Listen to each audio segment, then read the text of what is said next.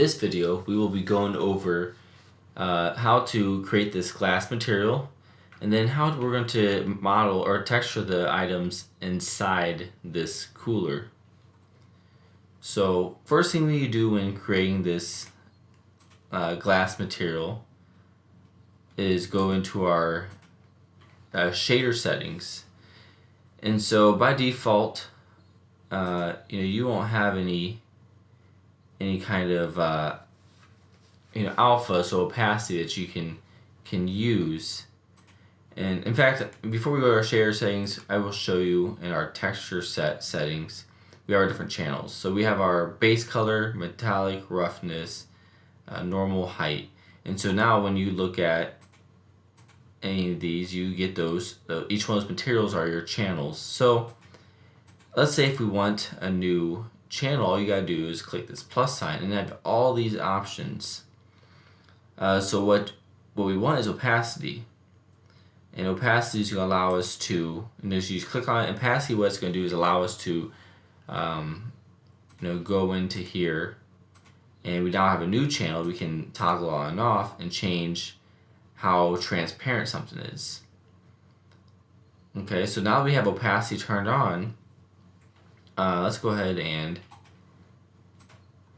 make our glass material. So we're just going to make a simple material. We're going to call it glass, just for the demo's sake. And let's just make this glass something like a nice deep gray. And now so I went to properties.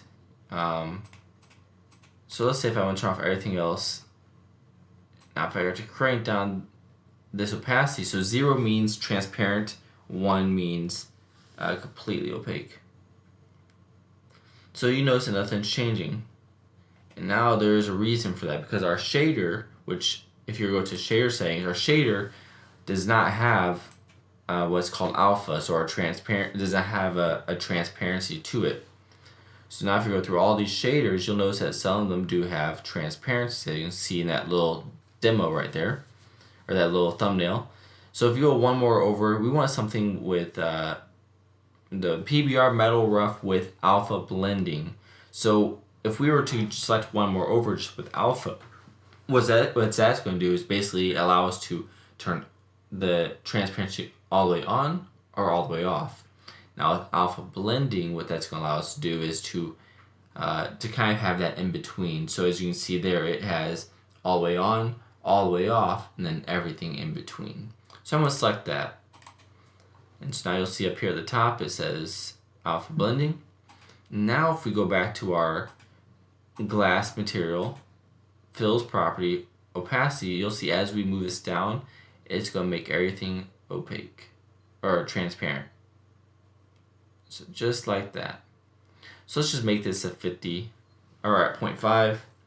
And in fact, let's actually delete this glass material real quick. And we're just going to go to a smart material, and there is a glass that just glass film dirty. So I'm just going to drop this in right there. And as you can see, already does have a little bit of opacity to it. Not quite what we want, but what we can do for now is just use it as our base. Let's move this down a little bit more. We want this to be pretty opaque glass. Okay. Something right around 50 is fine, or 0.5. We don't need the metal or height. And let's see what we can do about the dirt. Okay, so I think this dirt looks to be based off of our mask here, so okay, we'll mess with that in just a moment. I'm gonna make this dirt back to something that's a little grungier, so maybe something like that. And so what I want to do here is I want to close that folder. I'm just gonna call this here glass. Okay, now I want to actually add a black mask. Now I want to select only this glass here. So with our black mask selected, go to your polyfill, and we want it to be our mesh fill. Ooh. And actually, let's go ahead and let's select our UV chunk. And there you go. So now you can see we have just this glass that is transparent. Now again, I really don't like the dirt that's on there. I feel like it's kind of, I just don't think it's very good. Also, if we go to roughness, it looks like it's just a little too shiny for my taste, because I rather have some, like, you know, some little bit of grunge to it. So I'm gonna add I'm gonna go to my glass, open that up, and then go to the material itself versus glass. Go to properties, roughness. I'm just gonna select that. Let's see if I can't find maybe a good dirt. So now if you see here, it has a little bit of a kind of a grunge to it, like so. And I can adjust that dirt as I want. Let's just keep it somewhere in the middle. Okay. And maybe that dirt wasn't right. Maybe I can do something more like a grunge like that. You know, you can see kind of the shine when you get to right angles. You can see it shines a little bit differently. There you go. And it's pretty good. And I might want to make this glass itself. Maybe I might want to make it a different color. I think this will be okay for now.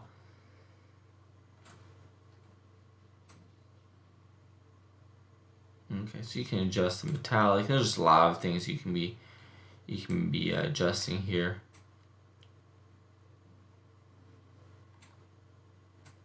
Okay, so I'm not going to take up all the time making these tiny little tweaks. I'll tweak that in between videos.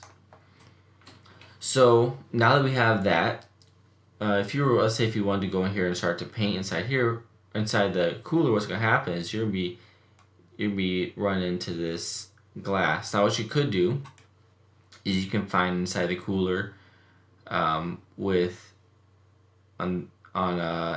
2D side of things. So let's say if you know exactly where you want to paint, so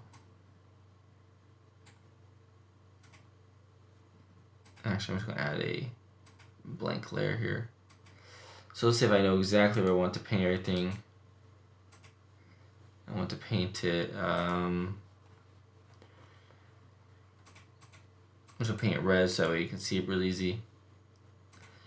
What you can do is you can paint right here on your 2D view. So anything I paint over here on the 2D view will then show up on this 3D view. And that can work. You know, I will say it's sometimes challenging, versus painting over here.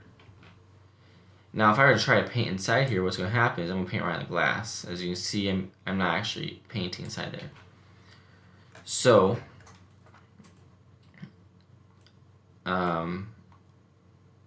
you can, there are a few ways to do it. I think in this case, it'd be easiest just to paint in the 2D view. And then when it gets to the bottles, I recommend just painting this bottle, because remember, if you paint one bottle, it's going to show up on all the bottles, like so. As you can see there, I'm painting on just one bottle, it's going to show up everywhere. So I do know that right here is you can see if you look inside, right there is my,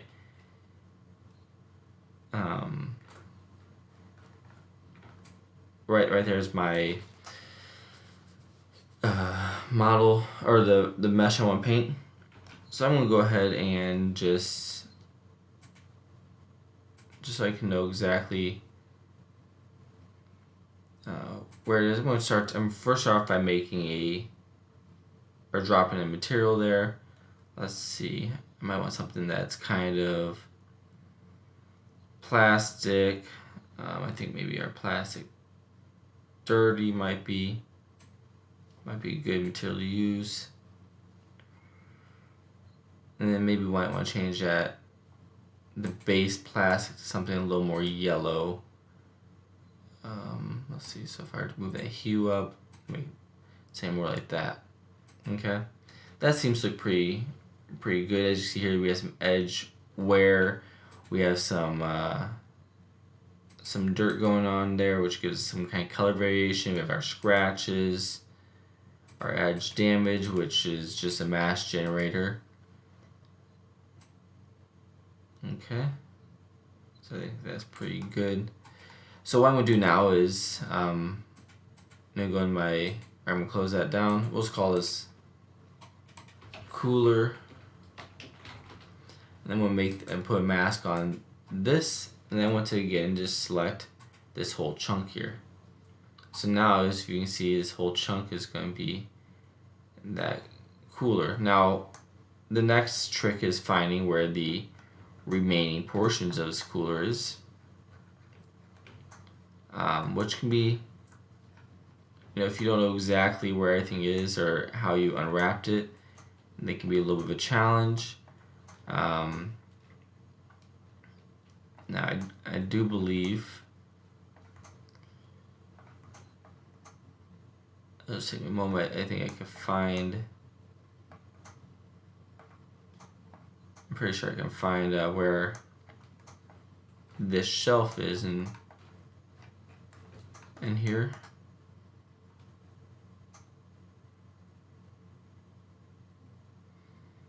Okay, yeah, here it is, I believe. Yep, so there's a shelf.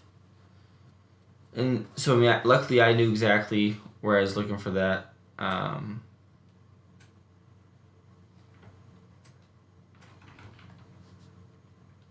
think that these here will be our... So the issue though is, let's say for example, if you're like me right now, you're struggling to find it. I'm just gonna make this a bright or vibrant yellow just so I can see it really easy. So I notice that I need this back piece.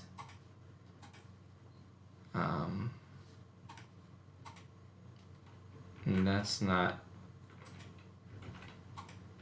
nope. So that's actually glass. So what I can do though is I can go to my edit, project configuration, and my bake. So what's going to happen here is it's going to explode everything out for me. Now I will like to word some caution here.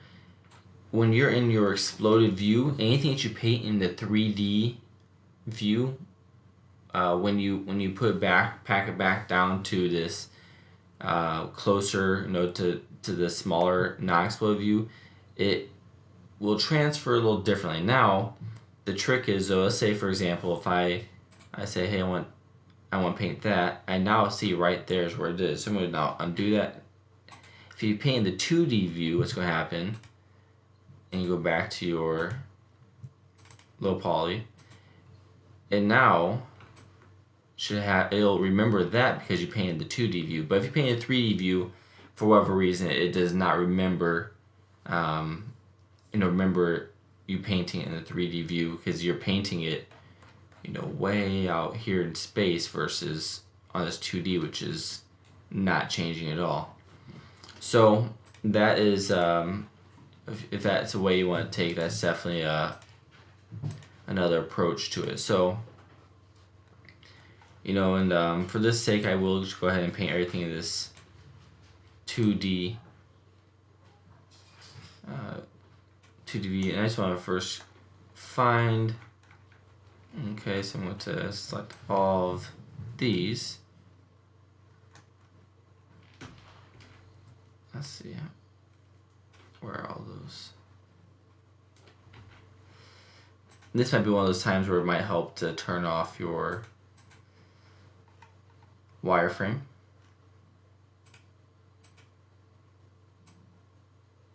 There you go. So yeah, if I just select all of this here,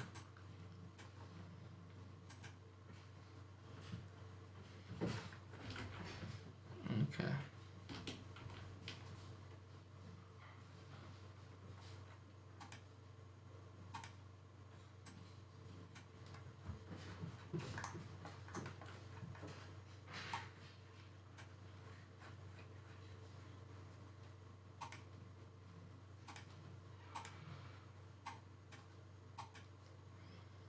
So next I need to make sure I select all the tops.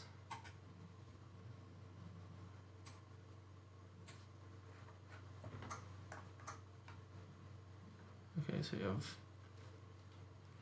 I see.